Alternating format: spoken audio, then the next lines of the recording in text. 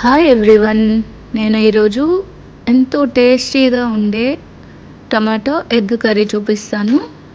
దానికి ముందుగా ఆయిల్ వేసుకొని అందులో జీలకర్ర, సన్నగా తరిగిన ఉల్లిపాయ, పసుపు వేసి దూరగా వేగనివ్వాలి.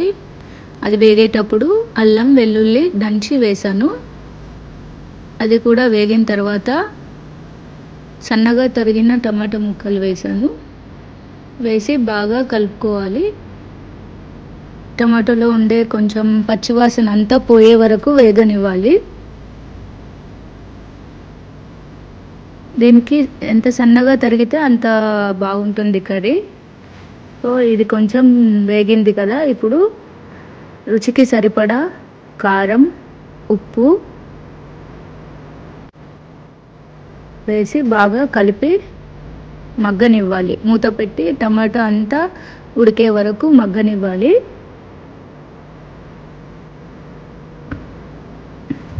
చూడండి, ఇలా మగ్గిపోయింది. దాన్ని మెత్తగా మెదుపుతూ కలుపుకోవాలి. అలా మెత్తగా అయిన తర్వాత ఇప్పుడు కోడిగుడ్లు చూడండి, ఇలా చూపించిన విధంగా పగలగొట్టి వేసుకోవాలి. అంతే, వాటిని కలపకుండా అలాగే ఉంచేసేయాలి. మీకు కర్రీకి ఎన్ని ఎగ్స్ కావాలో అన్నీ వేసుకోవచ్చు. నేనైతే 3 వేసాను. కొంచెం ప్లేస్ అలా గ్యాప్ ఇచ్చి అక్కడొకటి పగలగొట్టి వేసుకోవాలి.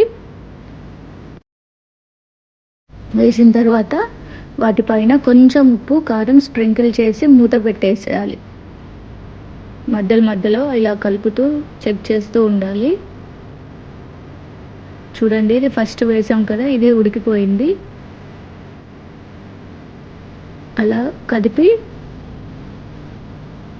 మళ్ళీ ఒకసారి మూత పెట్టేసి, ఇప్పుడు ఈ 2 కూడా ఆమ్లెట్ లాగా అయిపోయాయి. వాటిని కూడా తిప్పి 2 వైపులా బాగా ఉడకనివ్వాలి. బాగా ఉడికిన తర్వాత మెల్లగా కలపాలి. ఇప్పుడు మన ఈ ఎగ్ కర్రీ రెడీ అయిపోయింది కదా. ఫైనల్గా ధనియాలు, జీలకర్ర పొడి వేసాను. సన్నగా కట్ చేసుకున్న కొత్తిమీర వేసేసి ఇది అన్నంతో కానీ ఏ రోటీతో అయినా చాలా టేస్టీగా ఉంటుంది. ఒక్కసారి ట్రై చేయండి. చాలా అంటే చాలా బాగుంటుంది. మాకైతే చాలా ఇష్టం. నేనైతే చపాతీతో తిన్నాను. చాలా బాగుంది. మీరు కూడా ట్రై చేయండి.